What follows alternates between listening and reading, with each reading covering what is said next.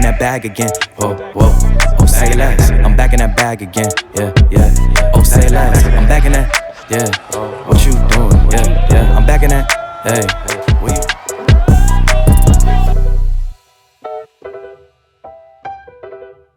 2023 is coming to a close. That means everybody's getting hyped for this year's Crankworx slopestyle competition. The big question on everyone's mind when it comes to slopestyle right now is how on earth are we going to beat Emil Johansson? He has seemed absolutely unbeatable for the last couple of years now, him winning basically every competition. What are his strengths? Why is he getting scored so differently? Especially with after Crankworx, there was definitely some controversy about why he won over some of the other riders. I want to go into that. But first, I think it's important to talk about the judging criteria for Crankworx, and then we'll kind of break down Joyride kind of as our example on how riders could have chosen differently. In 2023, Emil took first place in Rotorua, Cairns, Innsbruck, and Whistler. He won all 4 festival stops once again. He is absolutely... To help understand why Emil Johansson seems to get these crazy high scores and nobody else seems to, we need to understand how these events are judged. If you do not understand the judging criteria, it can be extremely confusing how someone like Paul Coder, who does 2 double backflips in a run, doesn't win. So that's what I want to talk about. Slopestyle events usually follow the exact same format, especially Crankworx ones. You get 2 runs scored out of 100, each scored out of 100, and then the higher score is the one you keep on, and that's where you're placed at. The first runs are usually ran off the seeding, so who has the higher seeding for the year, and then the second runs are based off of the seeding off of the first round scores. So if you score high in the first round, you will almost always get to run later, which is advantageous on your second run so that you know what bar you need to beat. Okay, so what are the criteria people are even being judged on? There are 4 main criteria, and then there's kind of they call it like a tiebreaker criteria. It's only really engaged if they need it to, if they're trying to really decide between 2 different ones. But the main 4 ones are trick difficulty, variety, execution, and progression. And like I said, if judges have 2 runs side by side that they're wondering which one's better, they can also consider amplitude, risk-taking / course usage. They kind of all ramp that up into one. So yeah, there are your different criteria. Let's start off with trick difficulty. What does this mean? I think this is the most easiest for people to understand. Trick difficulty is how hard are the tricks that you chose to do, and what features are you doing them on. For instance, some features are easier to backflip than others. For instance, like trick jumps are pretty easy to backflip, whereas like flat drops are extremely difficult to backflip. And so a backflip on a flat drop is going to score better than a backflip on a trick jump. But at the same time, a backflip is more difficult than just a bar spin. And so it's kind of the take and give of what feature did you do it on and what trick is it. So a combination of those 2 shows your trick difficulty.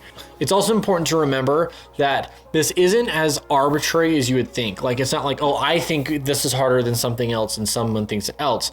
A big part of how tricks are judged based on difficulty is the progression of how these tricks became available. Easier tricks are done first or learned first, and then you progress into more difficult tricks. So for instance, like this year, we saw Simon Godziak land a cash roll tail whip, which is insane. Before that, cash roll bar spins had been done. Cash roll no-handers had been done. Normal cash rolls had been done. But cash roll tail whips, this was the first time that had been done. And so it is going to be scored as the highest difficulty variation of a tail whip. And speaking of variation, that's the next criteria. Variation is one of the easiest ways to distinguish your runs from other runs, and it's also one of the easiest ways to get docked points. And I say docked points, I don't think they really get docked points, but it's just going to hurt your score. An example of not having good variation is if you did the same trick on every single jump. If you did a backflip on just a straight backflip, nothing else, on every single jump, all the way down the mountain, every flat drop, every trick jump, every spine, like you somehow did a backflip, regardless of what it was, on every single trick all the way down, you would not get a great score. I doubt you would break 50. because you had zero variation in trick selection. This is where one of Emil Johansson's greatest skill sets lies in, is his ability to do opposite tricks. And I know people, it's so hard to understand the difference between like a tail whip and an opposite tail whip, but for all intents and purposes, and I think they're scored this way, they're different tricks. Doing a 360 tail whip versus a 360 downside tail whip. Doing a 360 downside tail whip to doing a oppo 360 downside tail whip. Where all of that goes into play, and all of those are different tricks, even though they're they are variations of the same trick, but they are all still different tricks. As much as it is freaking sick that Paul Coder did 2 double backflips in his run, I wonder what would have happened if he had done a twister instead of another double backflip, or his upper one was a twister.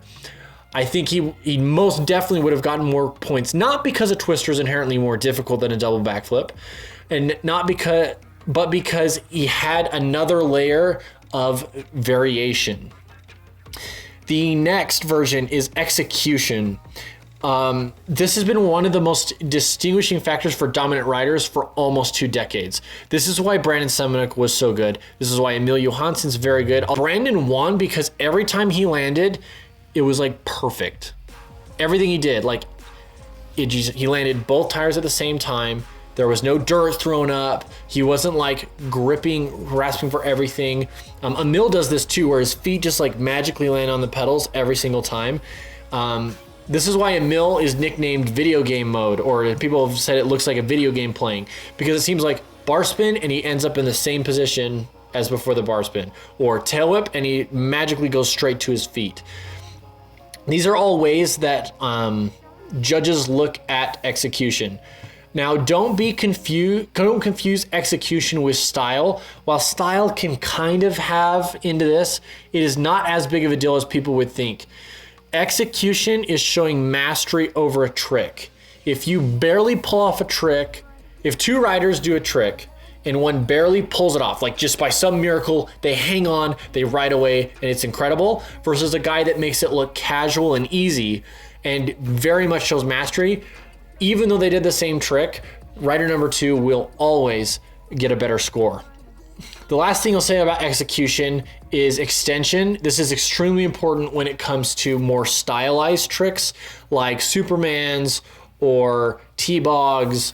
This can also be on your rotationary tricks. How dipped are you? Stuff like that. That really, again, shows mastery of a trick. If you do a Superman and you're not clicked all the way out and you're just kind of like took your feet off the pedals, you're not going to be scored as high as the guy that is really fully extended. And that's what sometimes when you hear people, oh, we made a mistake there, and you're like, what do you mean, you didn't crash? Usually it is either an extension or it's usually in this execution realm. It wasn't executed as well as it could have been, or as they've been known to execute that trick in the past. And finally, progression. This is another one of the reasons why Emil gets scored so high. Almost every run he does, I swear he does a world's first. I think in his Innsbruck run, when Godziak finally put finished her run and put the heat on him, I think he landed like 2 or 3 world's firsts in that run. If you land a world's first, but if you do a significant world's first, something that no one's ever done in a competition, that will always score well. And then that compounds too. If you do a world's first and you executed it well, and it was a part of a run that had lots of variation, it will always score well. That's always going to help you.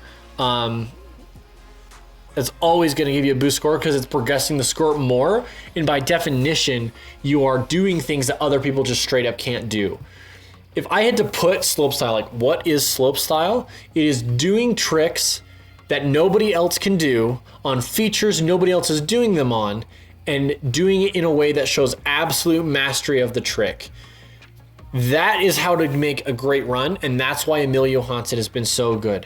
It's all of it. It's the world's first tricks. It's the perfect execution. It's the variation in tricks, and it's the trick difficulty. We'll go over the tiebreaker real quick, just so that people aren't confused about this. Course use. Were you creative with the course? Did you trick every feature? If you don't trick every feature, I promise you're not gonna get a great score. Risk taking, were you risky or did you play it safe? That kind of goes into your progression, and it also kind of goes into your trick difficulty. In general, I think just when they're like, oh my goodness, both of these runs were amazing, and they'll compare the two, well, okay, which one was more risky?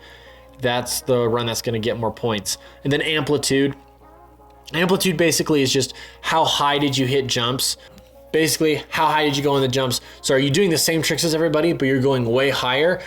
Inherently, by doing that, you're increasing the difficulty of the trick. Now that we understand the judging criteria of the Crankworx slopestyle events, how on earth are you going to beat Emil Johansson? As I researched for this video, I went back and watched all of the Crankworx events. I didn't watch every run. I mostly just watched the heavy hitters, the people I thought that like, what are these people not doing to beat Emil Johansson? Like, what's going on?